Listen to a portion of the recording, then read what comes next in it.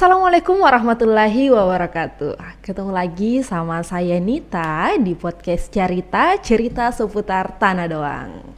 Halo teman-teman, hari ini kita kedatangan narasumber, salah satu content creator dari Makassar. Selain content creator, beliau juga sebagai creative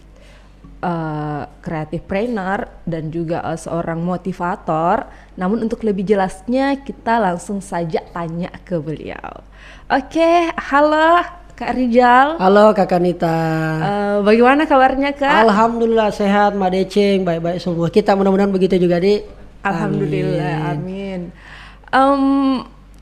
Pertama saya mau ucapkan selamat datang di podcast Cerita dan juga selamat datang di Kabupaten Kepulauan Selayar. Betul. Dan ini perdana loh Kakak Nita saya datang.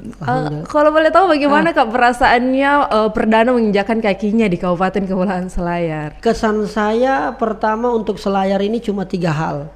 Pertama itu indah. Betul-betul tidak usah diragukan soal wisatanya, ya. Yang kedua adalah ramah, orang-orangnya ramah, tidak seperti yang saya bayangkan, luar biasa. Mulai pertama injak pelabuhan, sampai kemudian nginap di hotel, diajak jalan-jalan, ketemu di warung, semuanya ramah. Saya bilang, wih luar biasa. Dan yang paling penting yang ketiga di sini adalah karena saya lihat rata-rata semua masyarakat di sini selain alamnya yang indah, orangnya yang ramah, dan yang paling penting kayaknya orangnya di sini mapan dan mandiri. Mapan dan mandiri. Mapan mandiri. Jadi ramah, mapan dan mandiri, dan indah. Alamnya indah. Saya mewakili masyarakat Selayar mungkin mengucapkan terima kasih atas sanjungannya. Amin. Oke, Kak Rijal. Kalau boleh tahu nih Kak Rijal asli mana? Saya asli kalau untuk suku saya orang Bugis. Bugis Bonek. Kalau untuk tinggalnya di Makassar, tapi lahirnya di Kolaka di Sulawesi Tenggara. Asli Bone, Bugis Bone. Tapi lahirnya di Kolaka. Terus sekarang tinggal di Makassar. Di Makassar, berkaryanya di Makassar, belajarnya sekolahnya dan seterusnya. Jadi berkarya di Makassar sampai sekarang. Betul. Oke, Kak Rijal. Kak Rijal kan terkenal sebagai seorang content creator. Amin. Dan juga seorang creative trainer. Yes. Nah, mau mengulik dulu nih tentang creative trainer. Mungkin teman-teman di rumah sudah banyak yang tahu mungkin content creator itu seperti apa. Betul. Namun kalau creative trainer mungkin baru, mungkin masih banyak teman yang baru dengar apa masih sih asing itu? Ya, iya, kayaknya. masih asing. Betul. Apa sih itu creative trainer, Kak? Ya, kalau creative trainer Kakak Nita sederhananya dia adalah proses wirausaha menjadi pengusaha yang hanya bermodalkan 2 hal, yaitu gagasan dan informasi. Maka itulah masuk kategori creative trainer. Jadi menjadi pengusaha yang berbasiskan ide kreatif. Semua hal yang berbau kreatif itu termasuk creative trainer. Yang sebenarnya kegiatan podcast ini, TV ini bagian daripada creative trainer. Kenapa? Karena kalau bukan kreativitas bahan bakarnya, tentu tidak menjadi ada nilai yang masuk. Kurang apalagi kalau kita arahkan ke ekonomi, Kak kata. Jadi sederhananya seperti itu. Jadi berhubungan dengan konten, berhubungan dengan jasa, berhubungan dengan media, berhubungan dengan ide, itu semua berbasis creative trainer. Termasuk teman-teman yang berkutat di dalam media sosial, itu kan berarti banyak berhubungan dengan informasi, ya kan, influencer, itu sebenarnya masuk kategori creative trainer. Berarti content creator juga salah satu bagian sebenarnya masuk, cuma content creator dia lebih spesifik. Artinya content creator itu pula kan kalau bicara konten Kakak Nita tuh, content creator itu terbagi, ada content creator, saya content creator berbasis video, karena ada juga content creator berbasis gambar. Ada juga content creator berbasis yang lain. Nah, saya itu content creator berbasis video. Ada namanya juga content writer, yang memang dia membuat konten melalui tulisan. Ada juga namanya content analis, dia menganalisa sesuatu lalu kemudian dijadikan sebuah konten. Sederhananya gitu Kakak. Jadi ternyata content creator itu ada banyak. Ada banyak. Terus juga mungkin masuk juga di bagian dari creative trainer, tapi lebih spesifik lagi. Lebih spesifik, betul. Oke, sebagai seorang creative trainer Kak, kan atau mungkin seorang content creator, pastinya kan harus selalu ada inovasi baru, harus lebih kreatif lagi dari sebelum-sebelumnya. Nah, untuk Kak Rijal sendiri bagaimana sih caranya supaya bisa mendapatkan inovasi-inovasi baru, supaya muncul lagi ide-ide barunya? Betul. Jadi kalau kita sebagai seorang creativepreneur atau berwirausaha di bidang kreativitas, maka ada beberapa hal yang memang harus kita lakukan, Kakak. Pertama, kita harus memiliki yang namanya keresahan. Tidak bisa orang mengelahirkan sesuatu karya yang berbasis kreatif, apalagi ada arahnya ke entrepreneur, kalau dia tidak memiliki keresahan. Semua mungkin konten-konten yang Bapak, Ibu, netizen, dan mungkin Kakak Nita juga nonton di konten saya, itu semuanya berbasis keresahan. Keresahan ini akan memunculkan yang namanya kepekaan. Dari kepekaan itu muncullah yang namanya baru kita berkarya di situ. Makanya pasti orang kreatif itu pasti dia lebih sensitif, lebih peka. Dan memang rata-rata creativepreneur itu ya kalau kemudian Kakak Nita misalnya mau cari pasangan, cari orang creativepreneur, cari konten karena dia lebih peka, lebih mengerti, ya toh. Belum kita bilang tahu mi, ya toh. Netizen berharap mudah-mudahan ada konten bikin ini, belum pindah bilang dia harap jadi mi di-upload mi. Nah, jadi dasarnya adalah keresahan, dari keresahan itu muncul kepekaan, dan yang ketiga adalah selalu melakukan yang namanya riset. Begitu strateginya yang kita pakai supaya segala sesuatu yang kita tampilkan atau yang kita sajikan memang dibutuhkan oleh masyarakat atau bahasanya kalau di media sosial netizen. Sederhananya gitu, Kakak. Jadi harus ada keresahan dulu. Ada keresahan. Itu kuncinya. Ya, jadi kalau tidak resah ya apa mau dibikin? Ya kan kira-kira begitu. Kita misalnya mau bikin konten wisata nih misalnya. Ada pasti keresahannya si pembuat konten itu karena resah kayaknya ini wisata kita jarang diekspos. Orang kan selalu bilang, ayo kita eksplor wisata, ayo kita eksplor budaya. Tapi hanya mengeksplor saja tidak cukup, Kakak Nita. Tapi juga harus mengekspos supaya kemudian orang bisa datang berkali-kali dan orang simpan uangnya di situ. Nah, itulah berangkat dari keresahan pasti. Karena jarang orang ekspos, saya bikin deh. Nah, kira-kira gitu, Kakak. Jadi semua berawal dari keresahan, terus kepekaan, dan kemudian bisa riset. Gitu. Terus teman-teman juga di rumah jangan lupa kalau cari pasangan orang creativepreneur. Saran saya creativepreneur, content creator. Tapi yang berbasis edukasi kalau bisa ya. Oke, Kak Rizal, boleh saya sama teman-teman di rumah juga tahu apa sih yang melatar belakangi Kak Rizal ini menjadi seorang content creator? Yang melatar belakangi sederhana, Kakak. Pertama, saya bukan background pendidikan yang berbasis dunia multimedia.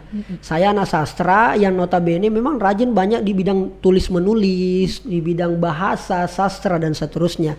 Jadi yang paling banyak saya lakukan tentu bagaimana apa yang dirasakan orang itu coba saya angkat. Itu yang pertama. Tadi kalau gambaran pertanyaannya intinya adalah latar belakang ya. Yang melatar belakangi selain karena itu, yang kedua adalah saya melihat ada ruang kosong. Kayaknya banyak nih orang bikin konten yang entertain, yang komedi, yang lucu-lucu, menyanyi. Tapi kayaknya sedikit orang, Kakak Nita, yang bikin konten yang ranahnya wilayahnya edukasi, wilayahnya menginspirasi. Padahal orang butuh. Betul. Tadi saya sampaikan di workshop itu di acara yang dilaksanakan oleh HIPMI bahwa hanya 3 alasan orang buka sosmed. Alasan yang pertama, orang buka sosial media karena ingin cari informasi. Itulah kenapa kita follow mungkin Makassar Info, Selayar Info, dan seterusnya. Karena kita mau cari informasinya. Kedua, orang cari hiburan.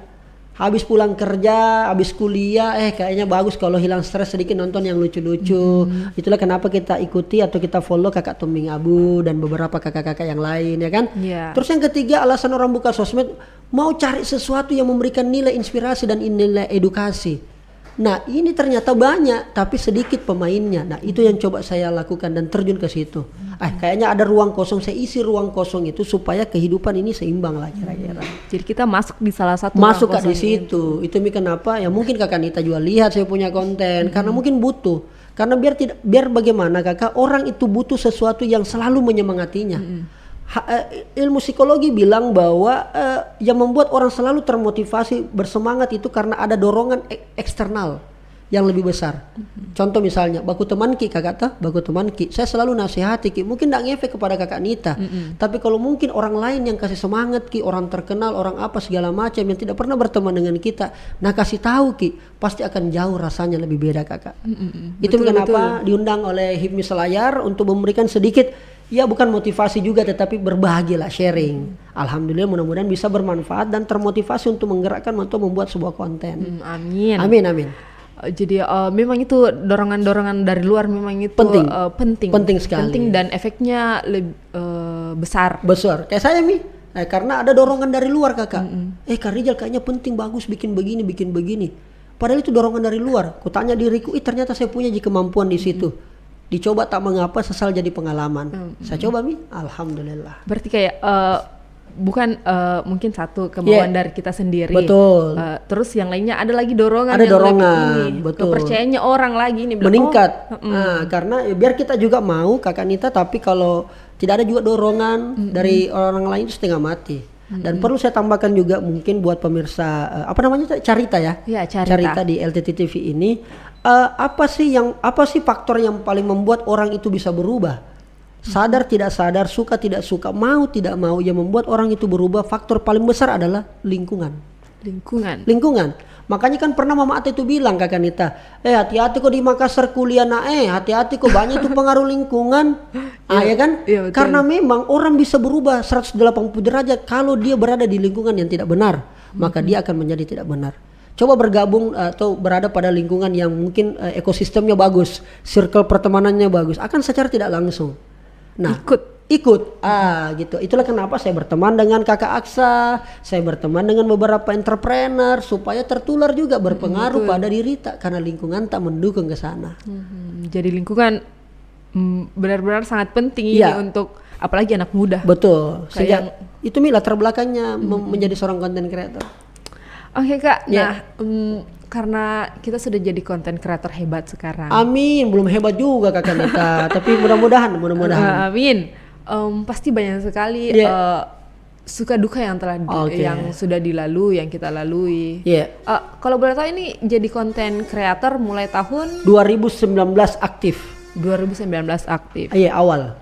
Sekarang 2019, 20, 21, 22, kurang lebih 4 tahun. Kurang lebih. Perasaan suka dukanya jadi content creator ini Kak? Kalau sukanya kakak, sukanya dulu kakak Di. Kalau sukanya ya alhamdulillah, pertama kita lebih banyak ditahu orang ya, lebih kita kemana-mana hampir alhamdulillah. Saya kalau kemana-mana hampir tidak berlaku uangku, alhamdulillah, karena selalu diberikan apresiasi kakak. Sukanya juga adalah karena kita memiliki banyak ruang interaksi yang lebih luas. Terus alhamdulillah ada penghasilan dari situ, tidak bisa kita pungkiri, ada nilai ekonomi dari situ. Itulah kenapa creativepreneur. Yang paling penting juga yang menjadi sukanya saya menjadi content creator adalah karena dari gara-gara konten itu banyak orang yang kemudian berubah. Itu yang paling penting, yang menjadi suka, dan itulah yang membuat saya tidak bisa berhenti kakak. Selama kemudian konten ini masih ada yang nonton, walaupun 1 orang kakak Nita, maka itulah alasan paling terbesar bagi seorang Rizal Jamal tidak akan pernah berhenti membuat konten. Selama di dunia ini masih ada media sosial, masih ada teknologi digital untuk berbagi, maka disitulah poinnya kita tidak bisa berhenti. Itu rasa sukanya menjadi seorang konten kreator. Karena alhamdulillah Kak Rizal, makasih banyak kontennya Kak, termotivasi Kak. Mendengar kalimat itu walaupun tulisan Kakak, itu rasanya luar biasa. Itu merasakan 3 kali jatuh cinta pada pandangan pertama. Kira-kira gitu Kakak. Nah itu yang paling penting. Kalau dukanya sebenarnya tidak banyak, tapi dukanya ini bisa menutupi atau membuat kita berhenti. Apa itu? Namanya membuat konten, kita tidak terlepas yang namanya membangun sebuah tim. Nah saya selalu merasakan rasa duka itu dari tim. Karena kenapa? Ada ide, ada kemampuan, very good, ya kan? Ada fasilitas, amazing. Tetapi kalau kemudian tidak dikerjakan secara tim, itu akan bisa mengganggu kita dalam berproses atau berkarya. Banyak tim saya yang kemudian muntaber, mundur tanpa berita. Ya kan, ada begitu. Ada tim juga yang kemudian mut-mutan, kemudian ya maunya diikuti, susah itu. Gitu. Ada juga tim yang memang punya idealisme yang agak-agak sensitif, agak-agak keras. Itu yang kadang-kadang membuat kita, padahal sama-sama kita membangun ini, kenapa tidak kita selesaikan apa yang telah kita mulai gitu. Nah itu yang kadang-kadang membuat saya sedih. Kalau duka yang lain sih enggak ada Ji. Kalau masalah yang lain kayak pernah hilang alat, dicuri lah apa, biasa lah itu ya. Itulah sebuah resiko dan konsekuensi. Alatnya pernah dicuri? Oh pernah hilang, diambil, enggak tahu siapa, enggak ada mau ngaku, biasa lah. Semoga dipergunakan dengan baik. Amin. Terus dikata-katai sama netizen, dihujat, dicaci maki, dibully, biasa lah. Jangan mau jadi konten kreator atau dalam dunia kreativitas terutama di media sosial kalau enggak siap dibully. Sehebat-hebatnya kita, sebagus-bagusnya kontennya Kakak Nita, kalau kita tidak siap menerima hujatan orang, maka pasti tidak panjang umur kita menjadi seorang konten kreator. Berarti harus siap. Harus siap, mentalnya harus siap, mindsetnya harus bagus, pondasinya harus bagus. Nah itu kira-kira. Kalau ditanya suka duka tuh. Nah. Jadi lebih banyak berarti sukanya. Amin. Dukanya lebih kayak ya masalah-masalah kecil mungkin. Oke Kak, jadi buat teman-teman di rumah, ternyata Kak Rizal sampai sekarang sebagai seorang content creator kurang lebih 4 tahun itu sangat jauh lebih banyak, saya simpulkan ini lebih banyak sukanya daripada mudah-mudahan. Untuk content creator ini sendiri, Kak Rizal ini sebagai pekerjaan utamanya atau sebagai pekerjaan sampingan? Oke, sebenarnya ada beberapa pekerjaan sih, tapi kalau ditanya memang pekerjaan yang paling utama yang hari ini saya lakukan adalah content creator. Content creator. Kenapa? Karena content creator itu tidak menuntut waktu, tidak menuntut ruang dan batas. Kapanpun bisa kita buat, kita bisa create kapanpun. Selama idenya ada, kita bisa eksekusi. Dan saya punya prinsip sederhana, nggak pernah menuntut konten itu sempurna baru saya bisa bikin. Pokoknya kalau ada idenya, ada niat, eksekusi itu barang. Kenapa begitu menjadi prinsip? Karena kalau kita tidak berprinsip begitu, maka kita akan tidak pernah menemukan siapa sebenarnya diri kita. Karena begini, ada juga orang bikin konten tapi tidak ada dirinya masuk dalam konten itu. Artinya hilang jati dirinya Kakak Nita. Ada orang bikin konten, orang bikin konten prank, Motongka juga bikin deh. Orang bikin konten tutorial, bukan juga bikin deh. Karena nalia orang. Padahal mungkin dia tidak sesuai karakternya di situ. Padahal dia mungkin lebih cocok kalau wisata, lebih cocok mungkin kalau dia review barang atau apa. Jadi kadang-kadang banyak orang yang membuat konten tidak masuk ke 100% dirinya. Nah, untuk ada tidak Kak tips-tipsnya untuk kita tahu diri kita bagusnya ini di mana? Sebenarnya jadi kan begini, kalau kita bikin konten kita tentukan dulu pondasi channel kita mau bermain di aplikasi apa, di platform mana, YouTube kah, Instagram kah, TikTok kah, atau yang lain. Nah, anggaplah kita bermain di YouTube. Nah, kalau di YouTube kan banyak sekali mini konten ini Kakak, banyak sekali ide-ide konten. Oke, kita tentukan di YouTube, ikuti apa maunya YouTube. Itu yang pertama tipsnya. Yang kedua adalah ketahui niche, tulisannya niche, artinya ceruknya, apa sih yang menjadi core-nya kita bikin konten. Nah, kenapa itu perlu kita tahu? Supaya ketika kita bikin konten, mau dinonton banyak atau sedikit, mau di like banyak atau sedikit, mau di share banyak atau sedikit, viral atau tidak viral, kita tetap akan bikin konten itu. Karena kenapa? Karena itu memang passion itu memang niche-nya kita suka mentong itu. Contoh misalnya podcast Kakak Nita podcast, ya sudah, enak sekali kita suka, ya sudah, berarti jam berapapun kadang-kadang mau podcast orang pasti bisa. Itu yang dibilang niche atau niche, core-nya kita. Nah itu ketahui dulu di situ Kakak. Kalau sudah ditahu di situ, sekarang riset apa yang menjadi kebanyakan orang. Cari diferensiasinya, apa yang membedakan kita dengan yang lain. Orang bikin podcast kan banyak orang jadi YouTuber, banyak jadi content creator. Nah pertanyaannya, apa bedanya kau dengan dia? Cari di situ perbedaannya. Lalu kemudian kalau bisa kita eksekusi perbedaan itu, maka kita akan bisa menjadi salah satu pilihan alternatif dari sekian banyak content creator yang ada. Sederhananya gitu ya Kak. Berarti harus tahu diri dulu. Kita tahu dulu diri di mana kemampuan Betul. Kalau bahasa selayarnya, know yourself, after that be yourself. Kira-kira gitu. Bagus bahasa layarnya. Amin. Nah, Kak Rizal, selama ada di dalam dunia ini, dunia content creator ini, pasti kayak ada kayak naiknya, turunnya, moodnya. Nah, bagaimana Kak Rizal ini konsisten tetap berada di sini? Betul. Kan pasti susah itu untuk konsisten, karena kadang mungkin lagi malas, mager, Betul. atau ada masalah apa, tapi harus tetap menjalankan ini. Iya. Nah, bagaimana itu Kak kita menghadapi itu? Pertanyaannya bagus sekali nih Kakak Nita ya. Itu konsisten itu adalah satu item dalam proses membuat konten yang paling susah ditaklukkan oleh seluruh konten kreator. Seluruh konten kreator. Saya berani bilang itu Kakak. Kenapa? Ya kalau teman-teman menjadi konten kreator itu yang paling susah. Ide bisa didapat gampang lah. Tapi konsisten itu, Natomi apa yang menjadi konsisten itu menjadi sebuah hal yang mahal.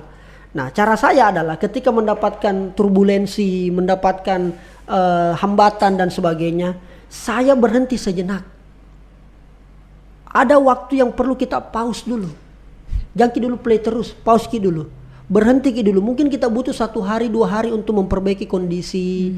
Mungkin ada perlu kita, sudahlah kalau kita lagi mumet atau lagi jelimet ya sudah, mungkin kita butuh healing.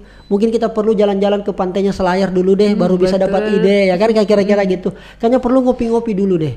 Banyak orang karena dikejar deadline, akhirnya apa? Ketika dia ingin membuat konten, nah kejar itu deadline, akhirnya apa? Hasilnya pun juga tidak maksimal. Istirahatlah dulu sejenak, jangan paksakan ke diri tak. Karena biar bagaimana kita paksakan diri tak, karena ada faktor yang lain, itu pun juga hasilnya tidak akan maksimal. Bukankah dalam sebuah membuat konten yang kita butuhkan itu adalah kejujuran? Kalau ada kita bikin konten dan tidak berangkat dari kejujuran, itu berarti bukan berangkat dari keresahan. Keresahan ada kepekaan, hasil riset, maka yang keluar adalah pasti kejujuran. Jadi kalau ada orang bikin konten tidak jujur, berarti selesai, dia sebenarnya tidak sedang berada dalam jalurnya atau relnya. Nah, saya biasa kalau dapat lagi kendala begitu berhenti Kak dulu sejenak. Sudah deh istirahat Kak dulu deh, mungkin 5 jam atau mungkin seharian. Tapi jantungku juga lama-lama belah. Sampai 1 minggu, 1 bulan Kak tidak ada jadi barang-barang. Apalagi kalau kita sudah kontrak dengan beberapa brand. Nah brand ini ya tidak menuntut juga bagus, tetapi paling tidak kita bisa jaga kepercayaannya orang. Kira-kira gitu.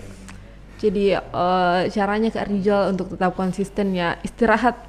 Kalau lagi ini istirahat, jangan memaksakan. Jangan paksakan. Segala sesuatu yang dipaksa tidak enak. Segala sesuatu yang dipaksa tidak enak. Tidak enak, Pak.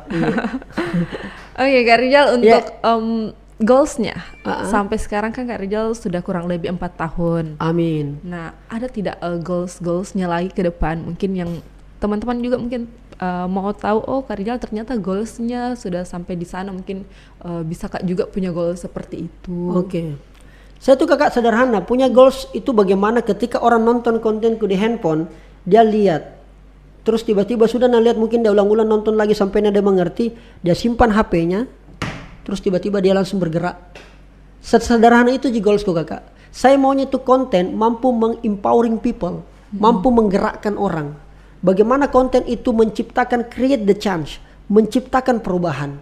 Kita tidak mau hanya sekedar konten itu dinonton viral dapat uang, dapat cuan. Pertanyaannya kemudian, saya kalau tujuan seperti itu, ada yang tujuan seperti itu tidak apa-apa. Itu artinya dia punya goals. Tapi kalau saya ada lebih daripada uang. Apa itu? Yaitu tadi punya dampak yang luas. Karena kita tidak tahu konten mana kita yang akan membuat orang berubah Kakak Nita. Konten mana yang bisa merubah pikiran orang. Betul. Konten mana kita yang gara-gara konten tak tiba-tiba berubah nasibnya itu orang. Nah inilah yang penting kita gerakkan. Makanya dulu sampai hari ini pun juga kita punya cita-cita ingin meng-create 100 konten kreator yang edukatif plus kreatif di Sulsel. Yang saya harap juga mudah-mudahan ada dari Selayar. Dan sadar atau tidak, sekarang ini kita lagi kekurangan konten kreator dari perempuan. Nah padahal banyak sekali itu yang bisa dimanfaatkan. Banyak sekali para perempuan-perempuan ini butuh inspirator, butuh educator, butuh yang lain-lainnya, tapi tidak ada sosok perempuan yang bisa menjadi betul-betul patron. Nah inilah yang kita butuhkan Kakak. Sekali lagi goalsnya adalah itu tadi, bagaimana empowering people, bisa menciptakan perubahan dari konten, merubah pola pikir, merangsang kita punya naluri untuk selalu berubah lebih baik daripada hari yang kemarin. Karena dalam agama kita Kakak Nita kan tidak pernah disuruh bahwa harus kau kalahkan dia, harus kau kalahkan itu si konten kreator yang satu. Rizal harus kalahkan Nita, Kakak Rizal harus kalahkan Aksan, enggak. Kakak Rizal hanya diminta dalam agama untuk lebih baik kok daripada hari kemarin. Jadi ada juga yang bertanya begini kadang-kadang Kakak Nita, bagaimana itu Kakak Di kalau mau bikin konten kadang-kadang insecure Kak, malu Kak, karena kontennya dia lebih bagus, alatnya lebih canggih, followersnya lebih banyak. Hei, Sadar teman-teman bahwa orang bikin konten itu, kau bikin konten itu bukan bersaing untuk dengan orang lain. Bikin konten itu kau bersaing dengan dirimu sendiri. Taklukkan dirimu. Kira-kira sederhananya goalsnya begitu. Bersaing dengan Dirta yang sebelumnya. Yang ya betul. Harus lebih baik toh. Nggak usah kalahkan si Aksan, nggak usah kalahkan si Rijal. Kalahkan dirimu yang kemarin. Betul. Gitu kira-kira. Kita kan kontennya ini mengedukasi, mau merubah orang, masyarakat banyak. Itu kayak jadi tanggung jawab tersendiri tidak itu di Dirta sendiri? Itu jelas jadi tanggung jawab kakak. Saya harus ambil tanggung jawab itu. Karena kenapa? Ya sekali lagi, ya itu yang saya bisa. Ada orang mengambil tanggung jawabnya, saya bantu orang deh. Karena mungkin dia bantunya lewat uang, karena banyak uangnya. Ya kan? Saya bantu orang dengan kasih pintar deh, karena saya punya ilmu. Makanya saya bantu orang melalui pengetahuan, saya edukasi orang melalui pengetahuan. Nah, saya ya sambil tanggung jawabku menjadi seorang content creator, karena pertama itu yang saya bisa. Itu yang saya bisa lakukan, apa yang saya bisa. Saya menggunakan itu, Kakak Anita menggunakan prinsipnya orang Jepang dalam membuat konten. Ada namanya prinsip Ikigai. Apa itu Ikigai? Yang terdiri dari 4 faktor. Pertama itu passion, yang kedua profession, yang ketiga vocation, yang keempat mission. Passion, pertama lakukan sesuatu karena kamu senangi. Jangan pernah lakukan sesuatu kamu tidak senangi. Kalau hanya sekedar hobi belum tentu itu passionmu. Tapi kalau passionmu bisa jadi sudah termasuk hobimu. Itu yang pertama. Yang kedua, kalau kamu sudah senang sama pekerjaan itu, lakukan pasti betul-betul kamu kuasai. Itulah yang namanya profession. Kuasai betul begitu, ahli betul kok di situ.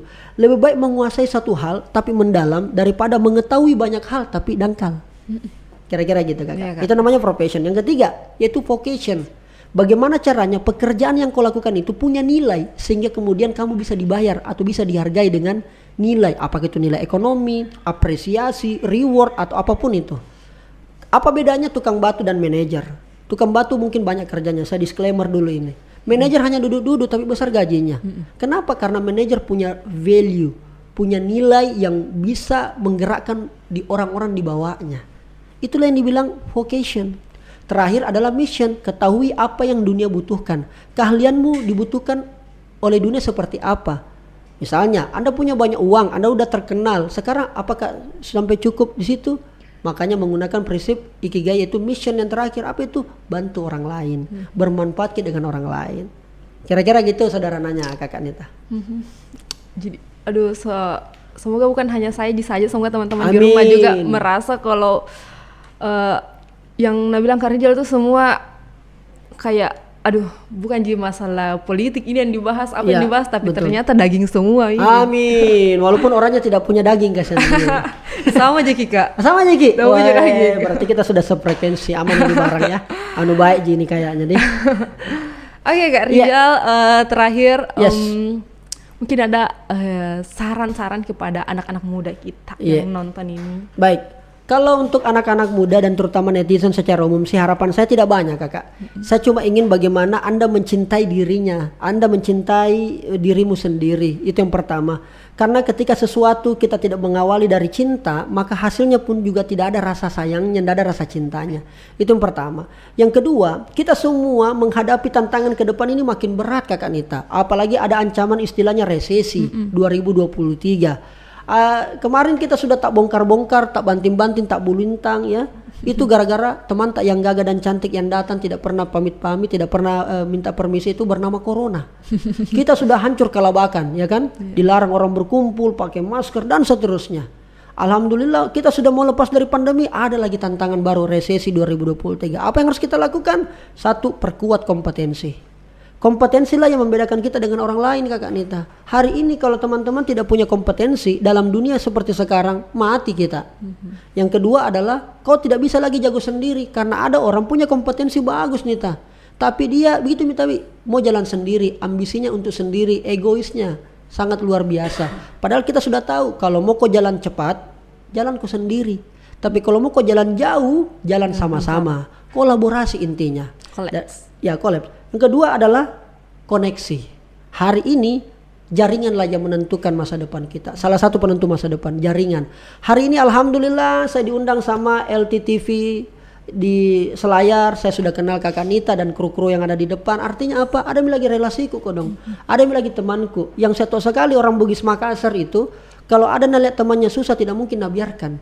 Pasti bantu. Itu cirinya orang Bugis Makassar. Dari 3 ini apa poin intisari yang saya mau sampaikan? Bahwa kita dalam menghadapi ke depan ini tantangannya adalah berharaplah yang terbaik, tapi bersiaplah untuk yang terburuk. Karena ada orang berharap saja yang terbaik, tapi ketika datang yang terburuk tidak bersiap juga. Anda bisa berharap yang terbaik tapi juga bersiap untuk yang terburuk. Kalau ini kita sudah lakukan, insya Allah aman. Dan terakhir, apapun kita punya harapan, apapun kita punya mimpi, Kakak Nita juga punya mimpi pasti. Punya cita-cita kan? Jangan pernah rubah mimpimu Nita. Jangan pernah rubah cita-citamu. Yang harus kau rubah adalah caranya untuk merubah mimpi itu. Beradaptasi. Itu intinya. Belum pikir berubah 4.0, mobil 5.0. Di Jepang sudah era society 5.0. Bonus demografi makin banyak Nita. Nah, apa yang harus kita lakukan? Kita beradaptasi. Banyak pekerjaan sekarang digantikan sama robot. Kalau tidak ada kompetensimu, makanya beradaptasi dengan perkembangan. Dan tidak ada perkembangan yang tidak bersentuhan dengan teknologi dan digital. Semoga anak-anak muda ini menonton dan benar-benar saya ketemu banyak orang dan semua mengatakan juga bahwa ini semakin ke depan kita semakin banyak tantangannya. Jadi harus mempersiapkan diri kita dengan baik. Oke Kak Rizal, siap. Mungkin sampai di sini podcast kita. Alhamdulillah. Terima kasih banyak sudah datang dan mau sharing-sharing dan mau berbagi pengalamannya jadi content creator, suka dukanya, bagaimana tips dan triknya, serta saran-sarannya. Terima kasih banyak. Semoga teman-teman di rumah video ini dapat bermanfaat banyak. Betul. Dan buat teman-teman juga saya mau sampaikan melalui sebuah pantun. Iya. Cita-cita haruslah tinggi kalau mau tampil di TV. Kalau kita ketemu lagi jangan lupa foto selfie. Oke. Siap. Oke, teman-teman di rumah, terima kasih sudah menyaksikan ngobrol santai saya dengan Kak Rizal yang sudah meluangkan waktunya untuk hadir di podcast sederhana kami. Terima kasih banyak Kak, dan teman-teman di rumah jangan lupa untuk video kami untuk di like, komen, dan channel kami di subscribe. Alright. Terima kasih dan sampai jumpa di podcast-podcast selanjutnya. Bye-bye. Bye-bye. Assalamualaikum warahmatullahi wabarakatuh. Waalaikumsalam. Terima kasih banyak Kakak Nita.